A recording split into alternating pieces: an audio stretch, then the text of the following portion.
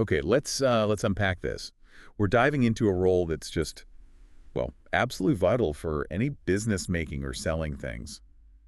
The demand planner. Right. And our source today, this Kaplan article on interview questions, it's actually a really smart way to look at it. How so? Because these questions, they basically map out the core skills you need.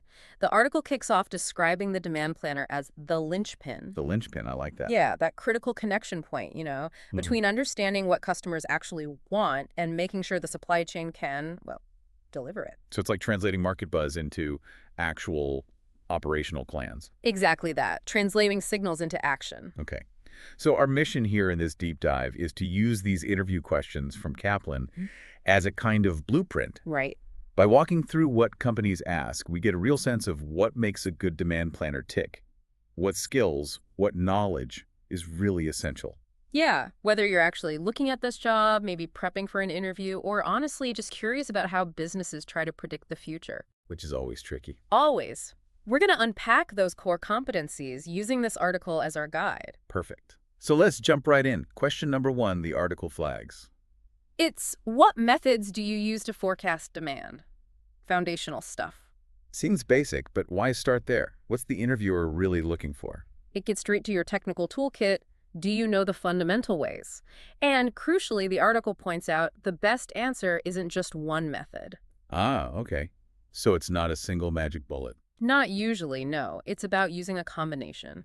They mention statistical forecasting, things like time series analysis. Like looking at past sales patterns, seasonality, that kind of thing? Exactly, looking inward at the data's own history. And then there's causal modeling. Causal. So looking outward, what causes demand to change? Precisely, trying to link demand to other factors, maybe price, maybe ad spend, economic trends, competitor actions, whatever it might be. Got it. Data inward, data outward.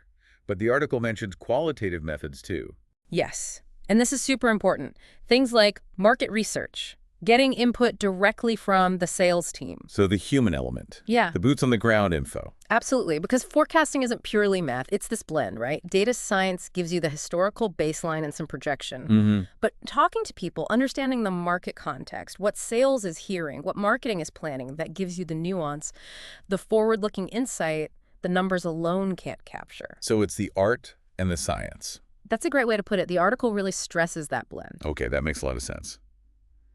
Now, speaking of situations where maybe the science part is harder, the next question, how do you handle demand forecasting for new products? Ah, yes, this is a classic challenge because with new products, There's no history. exactly, no historical sales data. So it really tests your resourcefulness.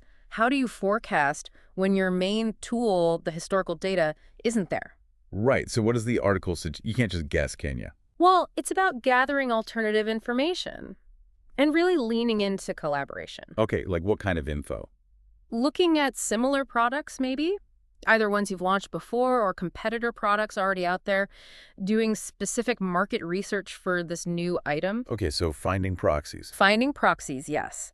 And crucially, working very closely with the teams like product development and marketing. Why them specifically? Because they have the insights, right? Product development knows the features, the target audience. Marketing knows the launch plan, the promotional strategy. Ah, okay, so you combine their knowledge with the market research and the proxies. And according to the article, you use all that to make educated assumptions, which, let's be honest, for a brand new thing, is often the starting point. Educated assumptions. It highlights that collaboration piece again, especially when the hard data is thin. Definitely.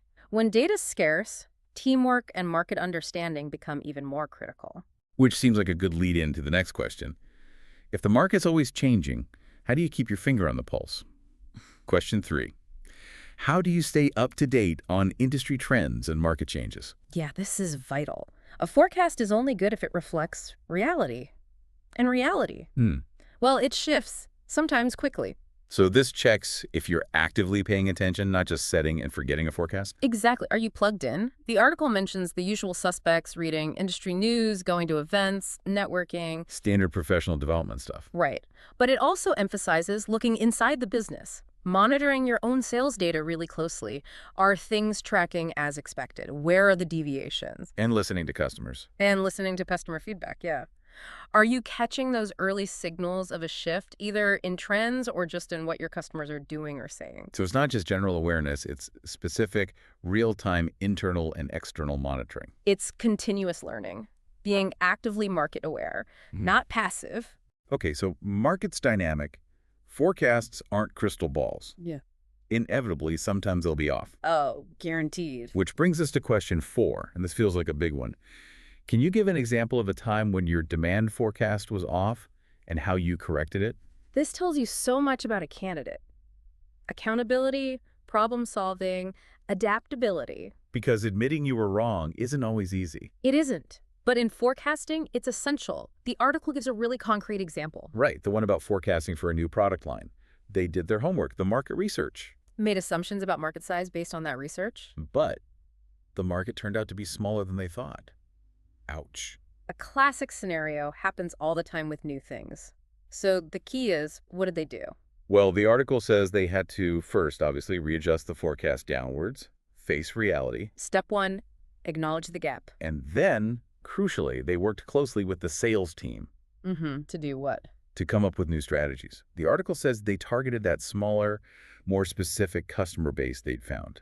Exactly. So it wasn't just, oops, numbers wrong. It was, okay, reality check, adjust the plan, collaborate with sales to adapt the tactics, and try to optimize within the actual market conditions. That shows real problem solving, not just number crunching.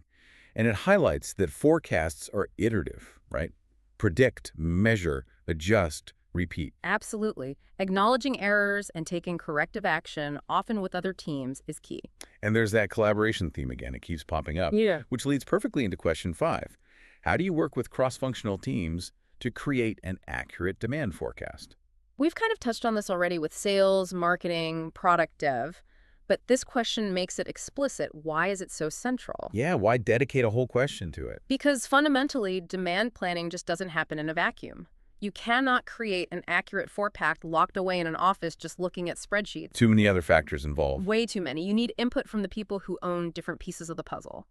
The article specifically calls out working closely with sales, marketing, and product development again. To gather intel, right? Market trends, customer vibes, new product details, promotion plans. All of it. Sales knows what customers are saying now. Marketing knows the campaigns coming up that might drive demand. Product knows the pipeline. And how does this actually happen? Is it just ad hoc chats? Sometimes, but often it's more structured. Think about S&OP meetings, sales and operations planning.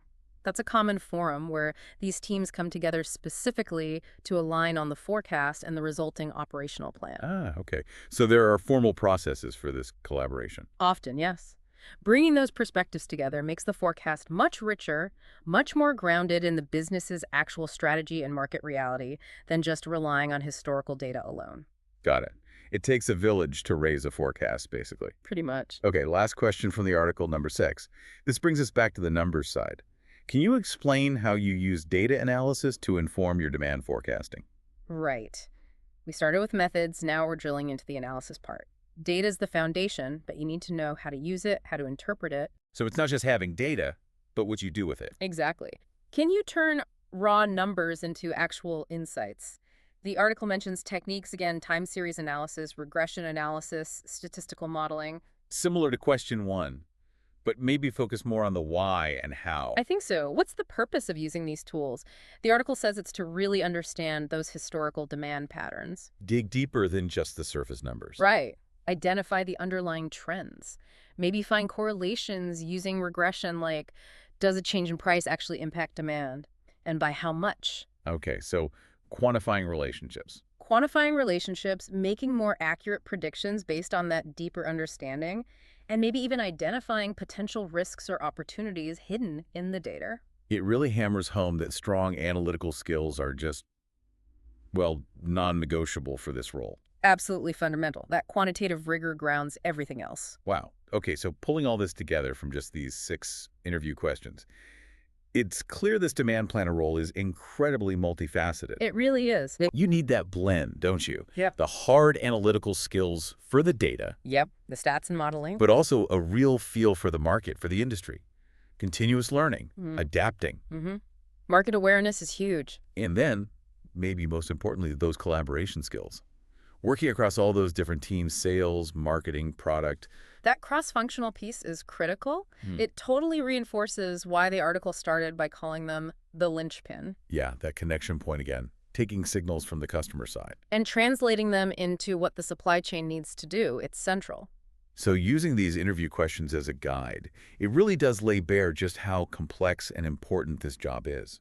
It reveals all those competencies you need. It really does. And, it makes you think about the nature of forecasting itself. We talk about accuracy. Right. The goal is the perfect forecast. Well, is it? I mean, given that you're trying to predict an inherently uncertain future, Yeah. how achievable is a truly perfect forecast? Or maybe the real skill isn't just hitting the number exactly. Maybe the real art is in how quickly and effectively a great demand planner senses when things are going off track. Spotting the deviation early. Spotting it early, understanding why, and then working with the whole business to react, to adapt, to navigate through that uncertainty. Less crystal ball. More like skillful navigation. Exactly. Skillful navigation through the fog. Something for you, the listener, to mull over perhaps.